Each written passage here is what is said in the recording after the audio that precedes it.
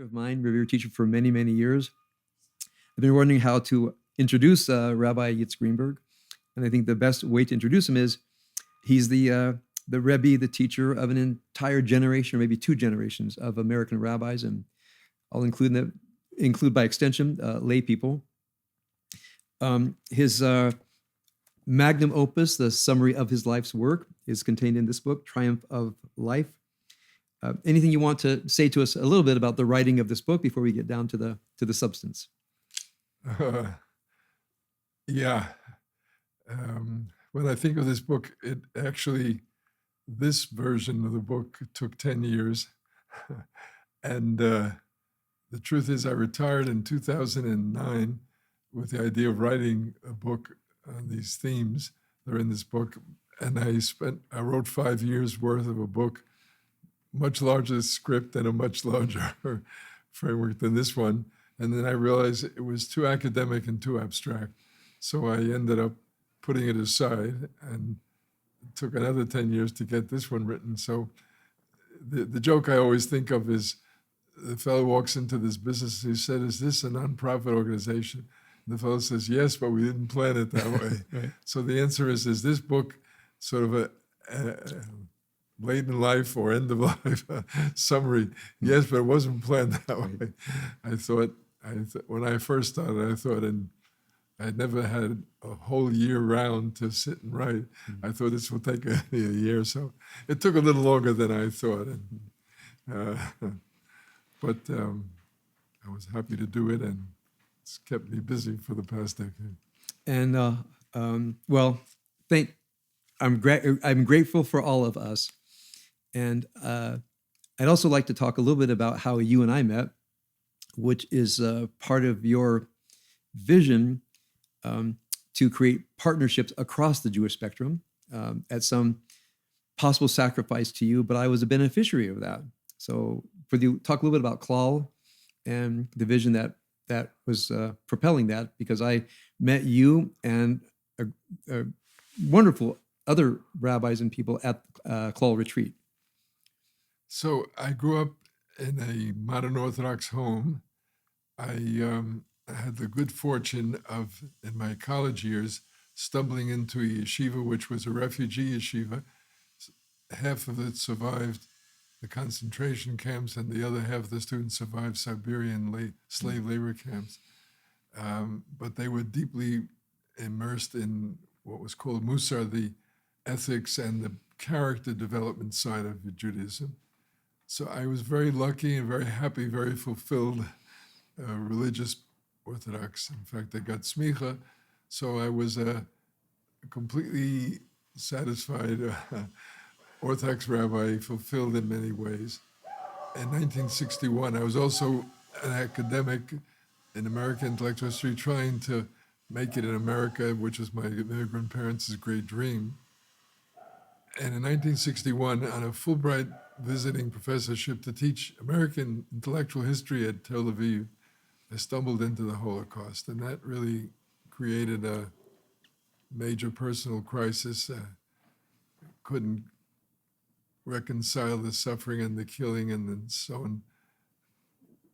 With the Jewish covenant and belief in God and loving God, who together with the Jewish people and all of humanity will make a better world. It was devastating experience and a great struggle. And if I may add, it's devastating because you're a serious and deep person. Many people just throw that out. How can there be a good God if there's a Holocaust? Therefore, I don't believe in God. So people give it exactly 10 seconds of thought as a way not to take the idea of God seriously. For you, on the other hand, it created a true crisis that went to your depths, and out of that came incredibly beautiful work. I taught Holocaust for 10 years at USC, and your long article, Pillar of Fire, I had my students read it, and it was a deep experience. So I just want to say, before you tell us about the crisis produced beauty and depth and transformative writing. Well, thank you for saying that too, but it was at the time, first it was unexpected. Secondly, again, I didn't have an answer. And in fact, I never had a full answer or resolution either. But having said that, you're right. First of all, I get the good fortune. My mother was a deeply religious person. My father was a scholar of Talmud who loved learning and who communicated love through his learning with his children. So, and then this refugee yeshiva experience. So the truth is I was very deeply embedded in the tradition and in belief in God and so on. So yes, it would have been it might have been under other circumstances easier to shake it off and just walk away. And I never rejected or felt any condemnation of people who, because of this, walked away. But I did feel what you described, and I couldn't give up. I couldn't give up the love and the fulfillment and the depth that I had, and yet I couldn't go on living the same way. I think what saved the day for me, well, two things. One is my wife and family, which have kept me anchored. The other was that my crisis started in the land of Israel, and I had this incredible experience of every day experiencing tragedy, devastation. I mean, I came to teach history, but I spent 90% of my time in Yad Vashem reading and immersed in this catastrophe. And yet, when I would come out at night, frozen to the bone and spiritually chilled to death almost. And there was Jerusalem, and it was blossoming, and it was full of life, and I'd walk down the streets, and the words of Jeremiah, the streets of Jerusalem will again be full of the sound of joy and laughter, the sound of weddings and celebrations. And they were, literally. So the truth is, I lived in a long time in that struggle of the inescapable reality of death, destruction, and meaninglessness, and life is worth nothing. And the inescapable reality that life is everything, and the Jewish claim that life is stronger than death, or that love is stronger than hatred and death and destruction. It was literally true. And so I couldn't deny either truth for a long time, wrestled with both together. But that led me, among one of the other constructive things that came out of it, I sort of realized pretty quickly that the traditional answer, the Orthodox dominant answer from the Bible already, that this is God's punishment of Israel, I couldn't tolerate that. I felt it turned God into a monster. I mean, what kind of monster would burn children alive as the Nazis did in Auschwitz because their parents didn't keep kosher? I mean, what does that say? It's offensive. Yeah. What does that say about God? Or again, another version, the Satmar version, that Zionism was the sin, that the desire to go back to Israel and achieve dignity and sovereignty, which to me was the best proof of God is in the world, and that the Jewish people is alive, and it didn't give in to death. It had this tremendous outburst of creativity and life and learning and return to the sources. So, to say that, I couldn't accept any of those answers. And one of the things I came to realize, again, if you couldn't accept those answers, that Orthodoxy didn't have all the answers and didn't have, for that matter, it didn't have any better answers than the others. Maybe nobody had answers, but then, so that was a major psychological breakthrough. And then I was lucky enough, within a few years, as I struggled, what's the meaning of this reality, to meet Reform rabbis, conservative rabbis, non-Orthodox rabbis who had tremendous spiritual strength. I mean, Mordechai, one of the things, when I first met you again, it was almost incongruous, but I had never met a Reform rabbi before who had such a powerful groundedness in mystical feeling and relationship to God and in the spiritual and soul dimensions of Judaism. That was very important. Another example of a transformational for me, when I was just beginning, I was lucky enough, thanks to David Hartman, a close friend, to bring together a group of Orthodox Reform rabbis together. One of them was a rabbi named Jacob Pedachovsky, who was actually a professor of Talmud at HUC in Cincinnati. We went for a long walk. I never forget that. First of all, it was an hour and a half walk. I had never had an hour and a half walk in which I talked halakha and Gemara with another rabbi, let alone a Reform rabbi. And not only was he fully, so again, the whole cheap stereotype, Reform is ignorant. was blown away because he knew and he was a master of the halachic material and of the Gemara. What's more, and toward the end of the hour, it dawned upon me that he's right. He was talking about the fact that the halakha was one-sided and unfair to women and put them at a disadvantage. It was almost liberating, although at the time it was both shocking and unexpected, which is, that the opposition, if you call it, in this case, the reform position, that it had a solid grounding in the sources and the tradition and in the learning, and B, that it was morally and ethically superior. It was right. That was very transformative, and it dawned upon me at that point, pluralism, the reality that all the religious denominations had flaws and weaknesses, not just liberal ones, and as I had foolishly told myself, and all the denominations had an important contribution positive to me. And I could learn from them, and I could improve my own tradition. And when I dropped the arrogance of the claim that I had the absolute truth and nobody else, actually I could improve and strengthen the tradition in which I was rooted and which I wasn't about to give up, even though I understood now it must change and it must improve and it must come to recognize and appreciate and learn from the rest. So that's what happened in my case, and it was very important. And meeting Reform rabbis like Mordechai Finley or Jacob Pedachowski or Emil Fackenheim, he and I both became immersed totally in the struggling with the Holocaust and its meaning. It was very, very inspiring, even though it was terribly, painfully, difficult, but it was inspiring and it liberated me. And again, I think, of course, in the end, I came to believe, and I still do now, that I learned from the Holocaust and trying to understand it and trying to understand the exodus of our time, the great liberation of the recreation of the state of Israel. In trying to understand them, I came to understand that Judaism had gone through transformations before. It was continuous, I believe, in its vision of a tikkun olam, of a world that would be turned into a Garden of Eden, of a messianic vision of overcoming death and the triumph of life. Those issues maybe are in the very beginning, but they became more and more manifest and more effective as time went on. And I believe in my lifetime and the lifetime of those coming after me, we're living through the third great iteration of the tradition. That's what I try to talk about in the book. And that iteration has made much clearer to me than ever before. It's hard. It's not born yet. And in fact, one of the gifts of living in our lifetime is you can be part of the contribution of helping it grow and become. But the most striking thing about the iteration is the clarity of the focus on life, embracing life, upgrading life, living on the side of life.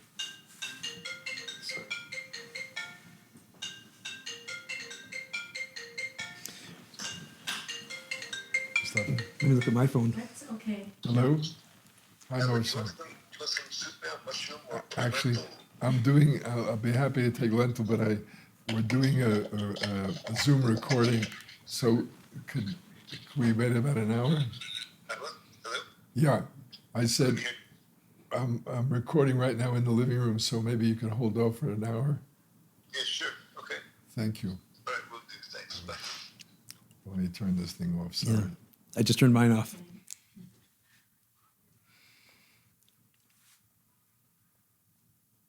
If you want to talk about Garden of Eden and paradise, it's living in the same home as your son.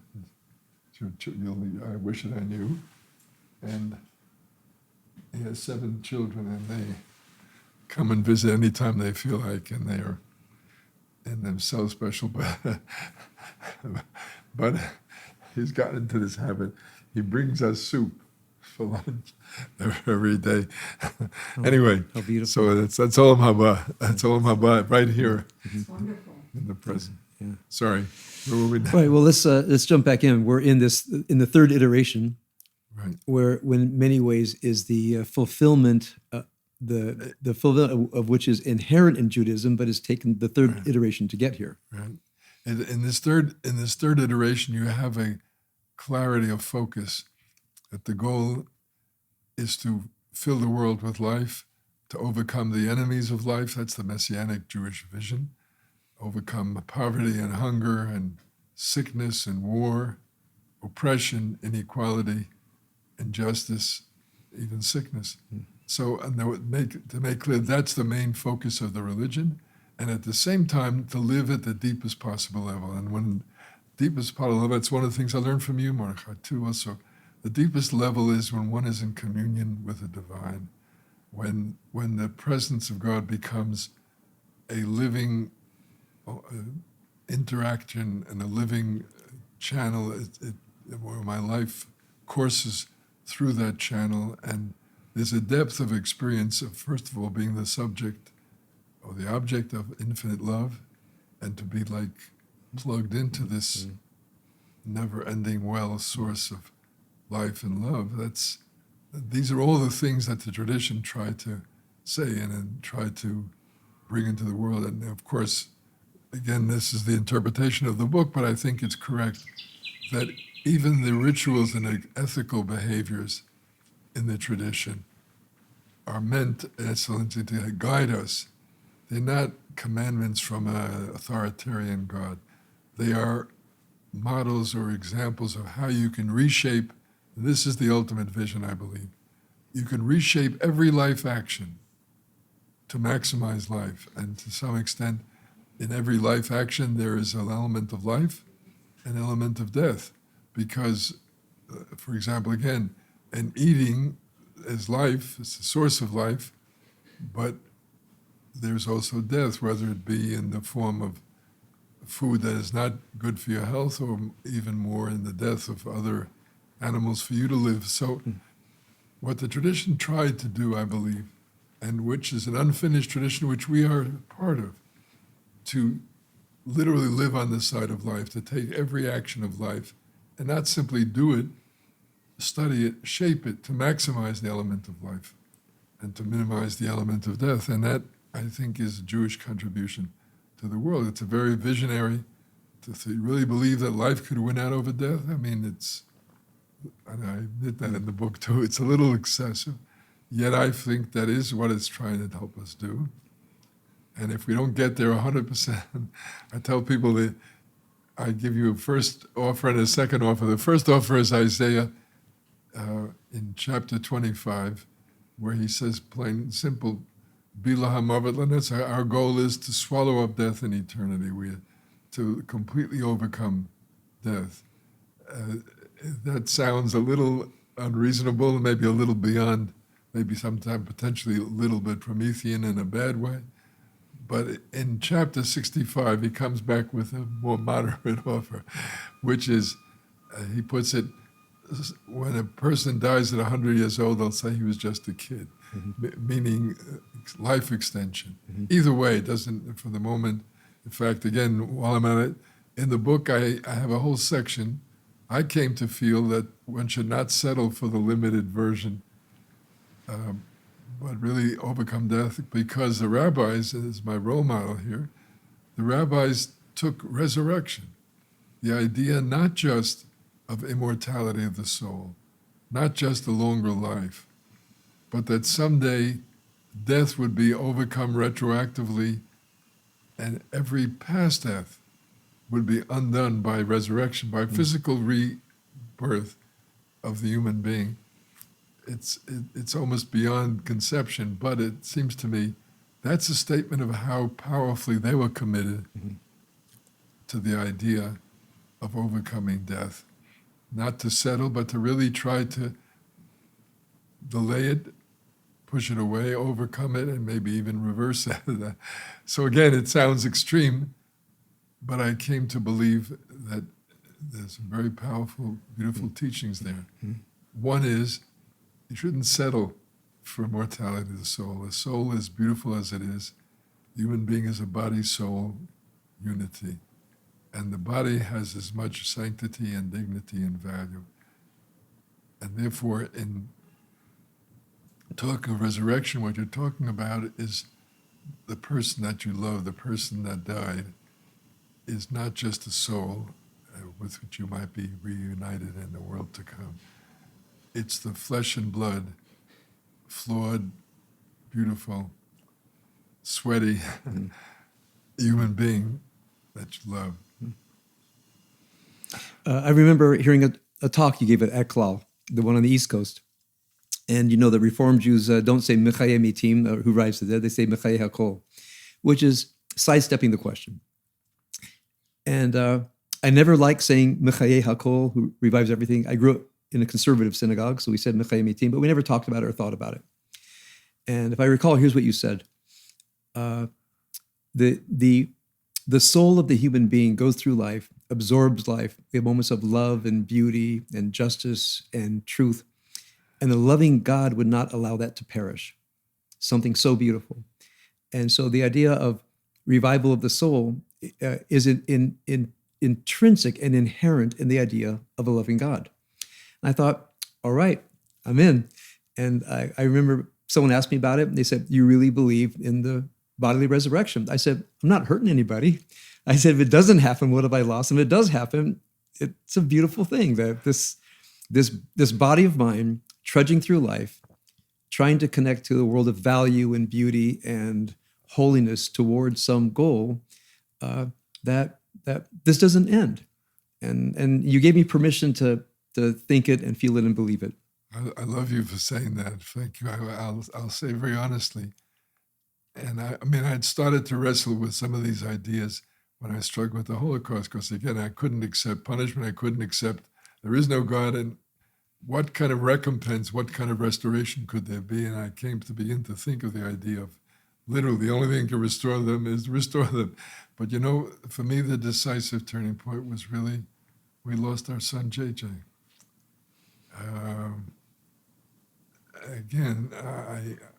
My point was, I realized when I lost him, number one, is it wasn't just his soul. And again, I dream and I hope someday, be reunited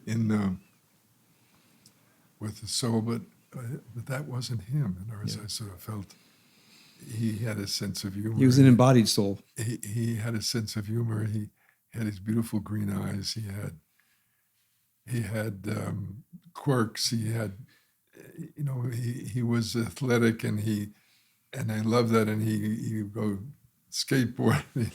He did 1,000 little details, and I missed those just as much as I missed his nobility or his spirit. And I came to feel that in a way. I need it. Let's put it this way. Now, I fully admit, just because I need it and want it, that doesn't mean it's going to happen. But I felt the rabbis gave me that courage to say it's right that it should happen, and that particularly if you feel a sense of love, it should happen. And so in a way, I'm saying I have the right to, or maybe even the motive and incentive to hope and believe in this. And we'll see what happens. I agree. I agree. I can't guarantee it. And it may be an illusion, but I don't think so. And in any event, my point is, at the least, one should see it. I tell people it's like the greyhounds racing. In other words, the rabbit is always in front of them no matter how fast they run, but they keep running as a result. And I think we may never get there, but I think it remains a remarkable target and certainly worthy of it. And of course, that's another thing I keep saying. It's very important not to simply spiritualize. As beautiful and important as spirituality is, it's not the whole human being. So the Christian solution to spiritualize the Messiah, because the physical world is still not redeemed, I appreciate it. I even I'm grateful that people are willing to consider that, but I think you're settling too soon. And I think one of Judaism's greatest strengths is that it says, no, this flesh and blood, limited, mortal world is what we're trying to perfect. This is the main life and the main purpose. And if we want to do more, then let's recreate this one rather than rather than settle for a world to come. Yeah. So It's a beautiful and hopeful thought, and you gave me permission to think something outlandish, and be happy with the mystery and not have to solve it. Part of it is, again, I have to say, we are all modern people who grew up in the modern culture in its heyday, but I think we are all called. It's one of the lessons I learned from the Holocaust also. I wasn't the only one. Much of European culture responded to the Holocaust by saying, we have to break up the concentration of power and the total monopoly of truth that science and other forms of authority have achieved. So their vision of postmodernity was the ability to have multiple truths.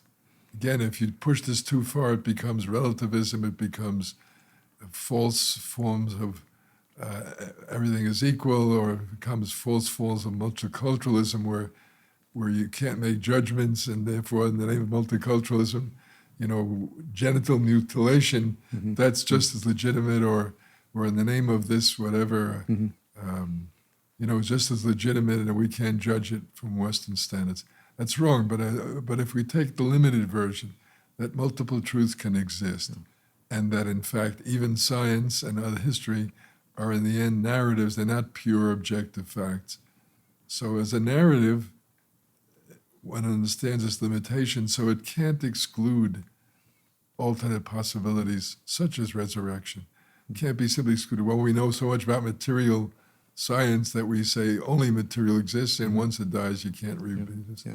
So it's liberating to know that you're not bound by that. Now, again, if you misapply this, you'll end up where we've seen already. It can be abused in terms of equating evil and good, equating or dismissing people because they're oppressors, even because of their skin color, as if that's the only thing that counts.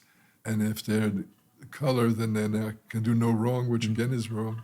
So I offer this with all the limitations, and limitations that should be guarded and protected. But yes, I think that Judaism has this ability to make claims and to make assertions that are contradictory but true, and are challenging and even dismissible, but not to be dismissed because they should be acted on and taken seriously.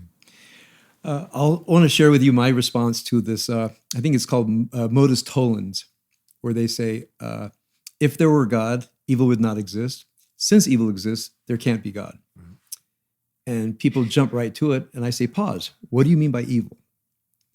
And people who use this formula to deny God's existence have actually never thought about evil. Now, if they're the classic relativist postmodernists, good and evil is just an opinion. Does not refer to anything real. So I said, are you saying that if there were God, people would not have opinions? And since there are opinions, there can't be God? Are you referring to something real? They say, okay, I'm referring to something real. If there were God, this thing called evil would not exist. I said, okay, so evil implies that there's a moral law. Therefore, if evil exists, God must exist, because the only problem with evil is that it denies what I'm going to call the moral law of which something is the author. I say, you don't need to call it God. People have an allergy to the word God. You can call it the ultimate criterion for right and wrong. But something is pushing the moral law into the world. Something called evil is desecrating it. So when you say that evil exists, you have to say that the moral law exists. And you might want to even say that God exists. So when all those years I was teaching Holocaust, people would say, where was God? I would say to them, the part of you that is outraged is where you're finding God. Forget theology. Something in you is outraged because you know that this is evil. What part of that, what is that part of you that is outraged right now? And I would ask students just to track that down. And I said, that is a fundamentally real part of you that could be morally outraged, which for me is evidence of what I call the moral law. So here's a thought I want to offer you, and I want to see how you respond to it. When I see you believe in a progressive revelation and how Judaism develops from first iteration, second, third, there's a growing in moral consciousness. And because I'm educated in the natural law tradition, I see Judaism as having a natural law tradition, meaning when it says you shall have just weights and measures, they didn't ask, well, what do you mean by just?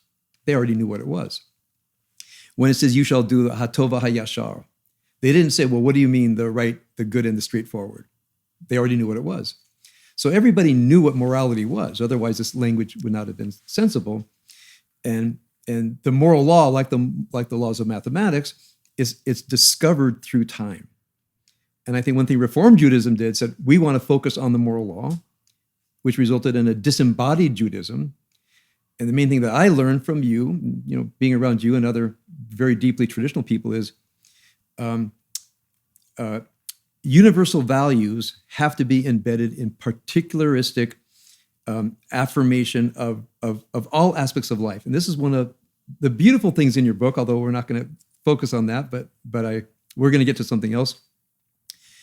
That it's in the particular details of Jewish tradition, whether you're Orthodox, conservative, or Reform, if you're not engaging in the tradition, you're not bringing the fullness of your humanity into the reality of the divine. And I think that's something that comes off in every page of at least the first half of your book. Thank you so much for saying it. You said it better than I said it, but I love the idea. And again, it's like I said before, the human being is not just a soul, it's embodied soul. I'd say the same thing about the tradition. It's not just a soul and a vision and a connection to God. It's embodied, and it's embodied in the practices and in the history and in the life behaviors of the people. And yes, that makes us different. So I'm embedded in a Jewish tradition. It leaves lots of room for someone embedded in a Baha'i or a Hindu or a Christian tradition. And again, and not betraying that tradition by appreciating what I bring to the table, but neither should I betray the tradition and fail to see what it can offer and what it is doing for its own people, or what even can it do to enrich my understanding and my particulars. So this idea that you don't state this because either your natural law traditions is in the other book, or that's not just the path you've taken. I've taken on the natural law tradition. When I study every day, I study Tehillim, Mishlei, and different things.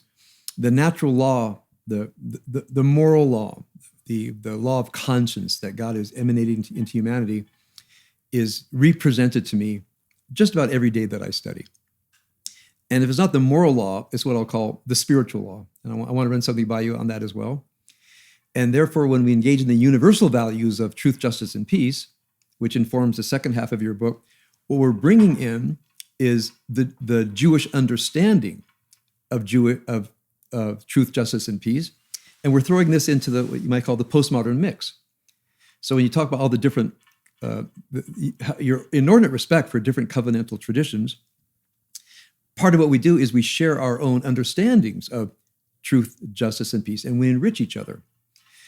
So I want you to talk a little bit about multiple covenants. I also first heard this idea from you, and I thought it, but I never heard anybody say it, that you believe that God has, as it were, many peoples to whom God has revealed yourself. You articulated it, you gave proof text, and very convincing. It's really an excellent point, but when you think about it, in the end, what's the meaning of being chosen? See, again, it can be turned into politics. It can be turned into, I'm better than you, I'm the chosen child, and you're the rejected child. But I think in the end, what chosen is really about is love, and those that God loves. The experience of being chosen means the experience of being loved, that I'm special, unique, just deeply in a special way connected to this person. And I believe that what covenant is you take that experience of love and you turn it into a commitment, into a vision of all of life. That you're not going to just express it in because I feel good about you, or I kiss you, or I hug you. I'm expressing it in every action of my life. Now that experience, I believe, we had as Jewish people, which is what we talk in this language, but I believe God has infinite love. So Is God's infinite love exhausted by loving me infinitely? Right. I don't think so. Right. It's infinite love. And as I came to meet other traditions, I came to realize that they have this experience too, or they're sharing some of that experience of being loved. So I came to see it's, and you're looking back now, maybe that's why the choice is covenant, because if God chose, the primary expression would be, let's say, an idea of a certain idea of truth or a certain idea of God would be the key word. Then you might have a wrong idea and a right idea, or you might get the wrong idea and I dismiss you. But a covenant means God entered into relationship. It means God experienced love of these people and they experienced God's love. Well, my answer is that's possible. The fact that I love my oldest son doesn't mean that I don't love infinitely my second son or my daughter or my second daughter. And that's the point. So that the answer is God out of love chooses or relates to humanity. I believe that that's the source of the infinite value and dignity of every human being. They're equal because when you love somebody, they become infinitely valuable, they become equal, they become unique because the love makes them that way. And this is an experience that humanity has had with God, not just the Jewish people. So this idea of God's love for us, which I never heard about at my conservative synagogue. I can't say I heard about it much at yeshiva. I had my own mystical experiences of it, which were profound. And then, of course, I saw it all over the Siddur and all over the Bible and all over Tehillim. And that God loves every human being, as you say many times in your book. And God might also love groups of other human beings, and they might have their own covenant with God. And that's not our business. That's their business. Mm-hmm. But as far as our covenant, when you talk about relationship, that a relationship means both grow during the relationship. Now, I don't know if in the more academic book you bring in Hegel, but the idea that God is transformed by the people of Israel, that we are actually impacting each other. This is not the Maimonidean unmoved mover. We move God and God moves us. So I found that a very inspiring part of your book, and I just want to, if you want to put a dagesh on that relationship means we actually move through history shaping each other. Yeah. That's a very, very extraordinarily beautiful expression of it. But you know, the idea of covenant itself, think about it for a moment. If you look at the Bible story, in a sense, the story of the flood, and God, as it were, God wants perfection. And again, that perfection is out of love and desire. People should live in a perfect world. If you love somebody, you want them to have perfect circumstances for their fullest living. That having been said, God is a perfectionist. And what the Bible says in this first stage, God is so upset, so outraged, so offended by human misbehavior, by violence, by extortion, by taking advantage of each other, that God decides to wipe out, as to say, to flood the earth and start over again. This is the perfectionist who can't accept human limitations and flaws and says, well, let me start over again. But of course, this is the amazing turning point. After the flood, God's response is, I'll never do that again. God has learned is if you demand of people to be perfect and you can't tolerate their flaws, you're going to have to kill them because every human, in other words, you got to be perfect. That's another way of saying you're going to die because I won't, because a normal human being is not perfect and they can't tolerate it. Yeah. That's the great danger of all these universal movements for liberation. They become so intolerant of human flaws. That's a really great insight. They almost imitate the God before God was humbled by the power of the idea, but not fully respecting humanity. Correct. So they are versions of that God. Correct. And therefore God, this is the point of the Bible, the covenant is God's learning from the interaction of human beings that if you really love people, you have to accept their flaws. Doesn't mean you have to accept perfections are helpless. What it means is you accept their flaws and now you work with them by instruction, by example, by loving them, by helping them to improve. So that's the power of the whole covenantal vision, is that God works with human beings accepts their flaws, builds into the reality of the process that they're not always going to do the right thing and the perfect thing. But you learn to work with that. And so again, I argue the vision is revolutionary total transformation. Overcome poverty, overcome all discrimination. Yes, that's the dream. Overcome all war, all sickness. Yes, but you do it incrementally. In other words, as part of your acceptance of them, you come to people and you tell them overnight, I want a total change, even if it's for the good. They're not ready for it. They fight back. Look what happened with slavery in America in the Civil War. I was absolutely right. Slavery was absolutely wrong. It's a total violation of the image of God and of the human freedom and dignity. But when you come and you say, overnight, it's going to be transformed, you end up with a civil war. You end up with more people died in that war than any other American war on both sides. And you end up, after the war, the victors did not win because in the end, the losers re-established a new form. It wasn't called slavery, it was called Jim Crow, but it was discriminatory, it was unfair, exploitative, and kept the victims of slavery. So you might say, the covenantal way, it's the slow way, but it's the fast way in the end because it gets there. It gets there without running riot and overruling and destroying people. What happened with Nazism or with communism or the other isms that have, Maoism, that have become almost the mark of the last 200 years of human history. Let's get the world perfect right now. But that demand... And if you're not on board, we kill you. That demand for right now ends up being, why are you resisting us? You have no right to do that, so we don't have two parties. We have only one party. We don't have freedom. We have concentration camps for those who disagree. And in the end, we kill those people who, or we imprison and destroy the lives of the people who dare disagree with us. So in the name of doing good, the ends defeat the means defeat the ends. And the most cruel and horrific things were done because they were inspired by these great visions. So the covenant says you need a great vision, but you do it with human capacity at the pace that humans are capable of changing. And I would insert here that when we move into partnership, the other person has a great idea. I mean, they might be Jewish, but have their own version of the great idea. So the ethics of machloket, that you start by saying, we don't know what the truth is because we haven't figured it out yet. I'm starting with the truth, but I will say I don't know the full truth because I haven't talked to you yet. The person says the same thing. And then in loving partnership, we're in service of something called the truth that we arrive at. And then we might have to take that truth to another person. Wonderful example. And of course, the Talmud struggled with this very thing. Again, in terms of iteration, the first iteration, biblical, the truth is that the prophets speak in the name of God. So the truth is they don't allow for two viewpoints. When two prophets disagree, it's not that one has made a mistake or one is wrong. One is a false prophet because God does not speak with forked tongue. So if you contradict me, one of us is a liar. Right. And one of us is evil and should be destroyed.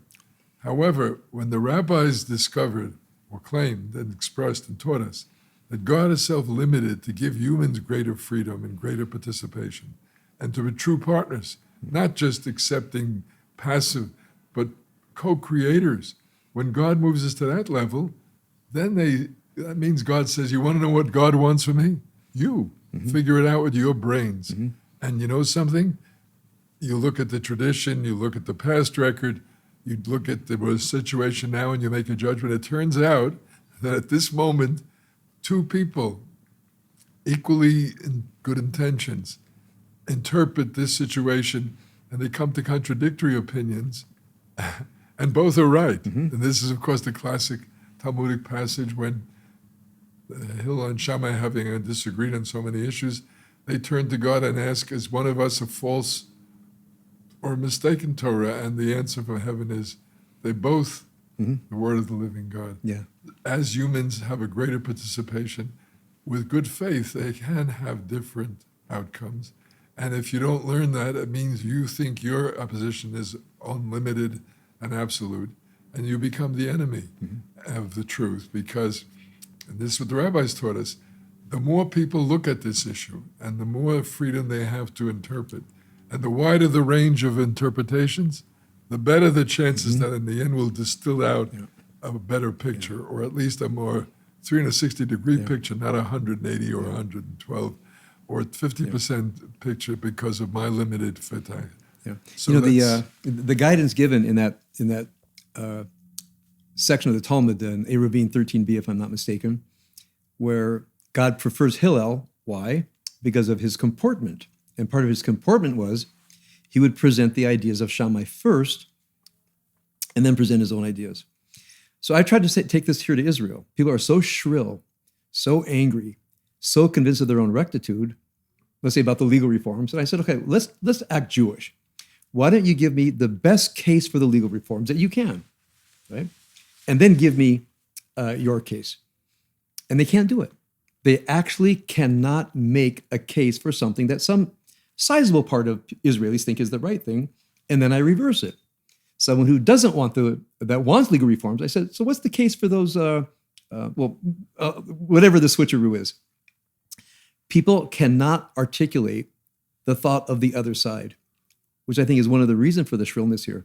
So my response is, let's be Jewish. The Jewish way is you master the other side so well that they could say, yeah, that's exactly what I mean. Then you can say, now let me show you where I disagree. So I think even for here in Israel, one way that we get back past this rolling crisis of the shrill arguments is to act more Jewish. Great thought. Of course, then the question becomes, is Jewish is as you say or as you do? Right, yeah. So again, you're right. It's certainly perhaps the greatest threat right now in Israeli society is this polarization and the absolute contradiction. And as you know, before October 7th, it was a major factor, and it really threatened to blow the society apart. And there's a good reason to believe that the Hamas attack and so on was in part because they interpreted this polarization as the weakening and the national unity. And when people were so angry and so threatened by, I agree with them, there was an assault on democracy. They were so threatened, they said, I'm not going to serve in the reserves if you're going to do this. Hamas misinterpreted that to believe that we can get away with attacking and they won't serve in reserves. Well, of course, we now know, and thank God, that in the end they understand at the moment that this is a crisis of all of us. It's not coming to kill just the left wing or the right wing, that this is something. So the whole country sort of woke up and recognized and then battle. And now the challenge is to translate that from war and army and death into life and into the day-to-day activity. And that it's, I'm not saying it's easy, it's going to be a challenge, but I agree with you. If we can get them to remember that the Jewish way, or at least the inherited way of machloket, of disagreement for the sake of heaven, of where we learn from our differences and when we listen to each other and we try to arrive together at a better picture of the truth, that tradition, if that can be brought front and center, would be a tremendous help in getting out of this.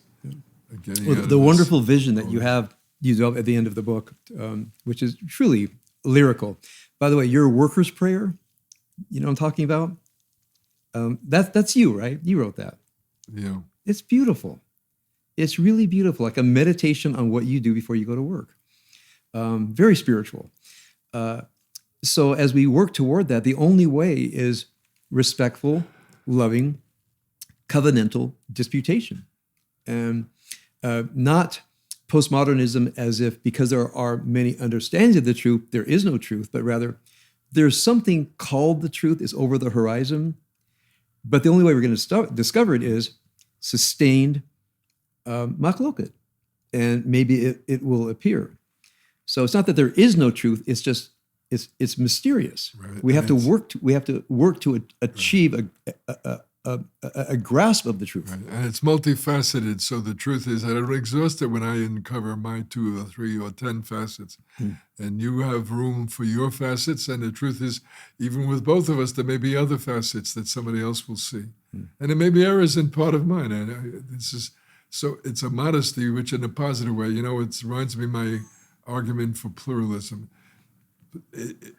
many people say pluralism means you're giving up absolute claims to truth. Well, that's relativism. In the end, nothing. And there is that direction, and many people have gone that way. But I'm saying true pluralism is not relativism. What it says is I have an absolute. There is right and wrong, truth, and I'm going to try as best I can to get there. But I know my own limitations. So pluralism is an absolute that has come to learn its own limitations. And it's paradoxical, but the own limitation means that maybe I don't have 100% of it, somebody else has some of it. Maybe it means it applies better to my situation, but there are truths that apply to other situations. Limitations that maybe it recognizes that there are multiple possibilities in the situation, and there are multiple new situations coming up. So once you recognize your limitation, paradoxically, you become more capable and more functional. The person who doesn't admit their own limitations then tries to do things which they're not fit to do or not capable of doing, and so they do damage instead of doing help. Or they make a claim and they try to stuff it down somebody's throat in an unfair and one-sided way. So again, part of modesty is not just modesty. You know, the famous joke that they said to Churchill, he was defeated in the election of 45 by Clement Attlee, Labour Party. And they said, Mr. Churchill, you're so arrogant. Why can't you be modest, you know, like Clement Attlee? He's so modest. He said, well, he's got a lot to be modest about. Well, the paradox here is just that. If everybody has a lot to be modest about, and if you can do that, paradoxically, you'll do better than the one who denies there are.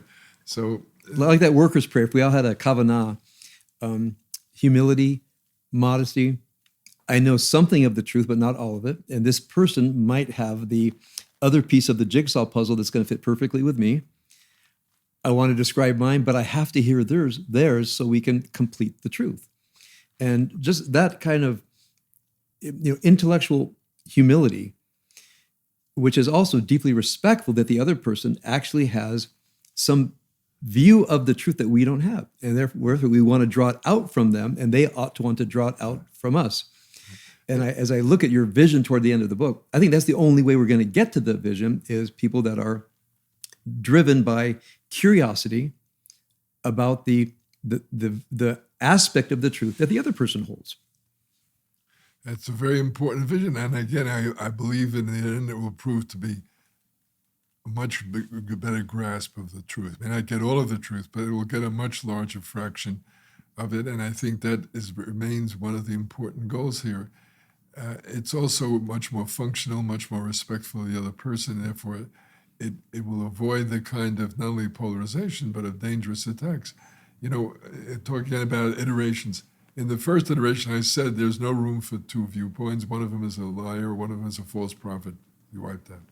In the second iteration, the rabbis did come to understand the value of machloket and of disagreement, but in a way they were still more limited because Hillel and Shammai, as much as they differed, they shared certain common assumptions about God, about revelation, about authority.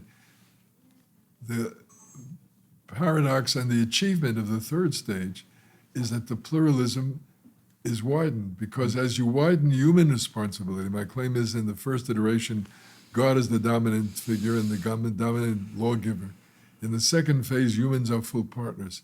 In the third phase, God is self-limited again, asking humans to do the full recognition, the full application, the full realization of God's dream. But God will do as many miracles, but only through humans and only through human operating a natural law.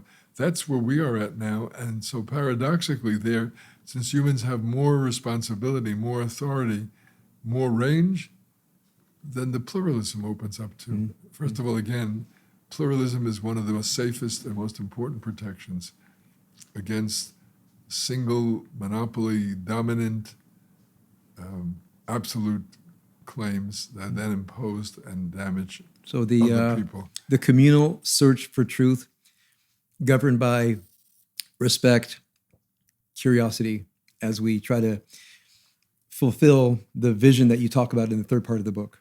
But that again depends on humans being willing to be, in this way, modest and accepting of limitations, and learning from the other. But it's a paradox. I think far from leading to chaos and loss of authority, I think in the end it leads to a much broader understanding and a much wider ascent. The truth is that democracies are more stable than dictatorships for that very reason. Mm-hmm. You may say, well, it allows democracy. You can allow for contradictions. You can allow for totally radical and negative visions. Yes, but in the end, because they're all out there and there's a tradition of listening and learning, it seems to me in the end, the evil ones are become exposed, and people can make that judgment by comparison.